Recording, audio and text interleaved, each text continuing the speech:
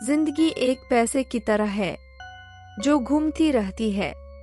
जहाँ से शुरू होती है वहाँ पे वापस आके थम जाती है।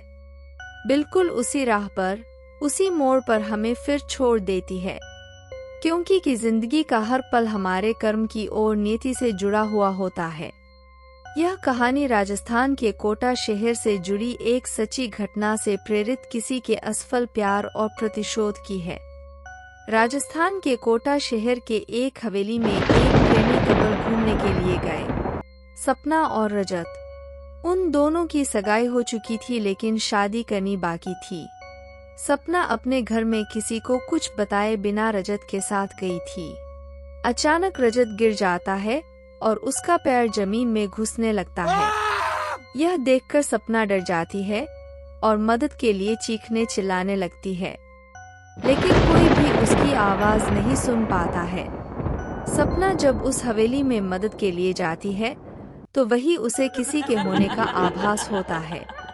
उसी वक्त तुरंत सपना गिर जाती है और कोई उसका पैर पकड़कर उसी जगह पर खींच के ले जाता है जहां रजत जमीन में दफन हो गया था। जब सपना अपने घर नहीं पहुंचती है तब उसकी बहन सलोनी अपने पति समीर और कुछ मित्रों के साथ उसे ढूंढते ढूंढते उस हवेली पे पहुंच जाती है। समीर एक पैरानॉर्मल एक्टिविटी का एक्सपर्ट था। जब वो सब उस हवेली पर पहुंचे तब समीर को पता चल गया कि यहाँ पे किसी बुरी आत्मा का वास है। उसने सबको सूचित कर दिया। उसी रात को उन सभी के साथ कुछ अजीबोगरीब घटनाएं होने लगती है, जैसे कि नल से पानी टपकना, अपने बेडरूम में मिट्टी का आ जाना, रूम की खिड़की या अपने आप हिलने लगना, किसी के रोने की और चिल्लाने की आवाज आना। यह सब देखकर वो सभी डर जाते हैं और उनमें से एक भागने की कोशिश करता है लेकिन गायब हो जाता है। दूसरे दिन जब उन लोगों को पता चलता है कि उनका एक साथी गायब है तब वो लोग और भी डर जाते हैं। लेकिन समीर बताता है कि हमें यहाँ से बाहर निकलना है तो हमें उस आत्मा को बुलाना होगा और उनसे पूछना होगा कि वो आखिर चाहती क्या है। डर के मारे सभी लोगों ने समीर की बात मान ली और आत्मा को बुलाने के लिए तैयार हो गई। समीर ने एक रूम में सभी तैयारियां कर ली और बताया कि जब तक हम आत्मा से पूरी जानकारी नहीं जान लेते तब तक कोई इस रूम से बाहर नहीं जाएगा और कुछ भी हो जाए कोई किसी का हाथ नहीं छोड़ेगा। समीर ने तंत्र मंत्र से आत्मा को बुलाना शुरू कर दिया। कुछ ही देर में तेज पवन और बिजली के साथ वह आत्मा उस रूम में आ गई। समीर ने उस आत्मा से पूछा, आखिर तुम चाहते क्या हो?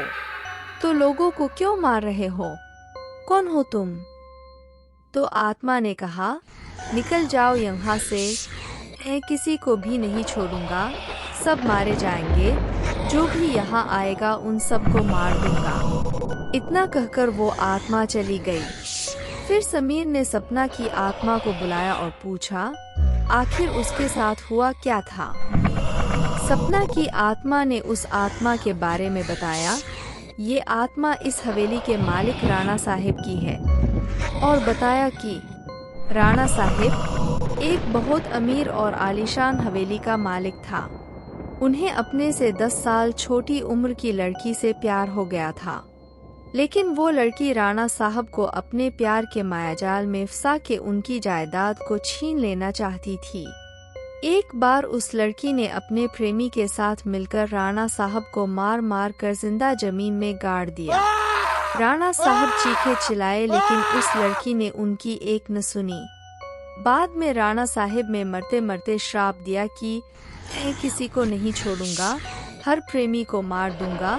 जिस तरह मेरे साथ धोखा हुआ है मैं हर प्रेमी को मिटा दूंगा, मैं सबको मिट्टी में मिला दूंगा। और राणा साहब की मौत हो गई। उस दिन के बाद वो जगह और वो हवेली सफेद हो गई।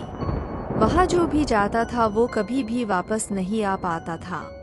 आज भी राणा साहब की प्रेतात्मा यहाँ घूमती रहती है।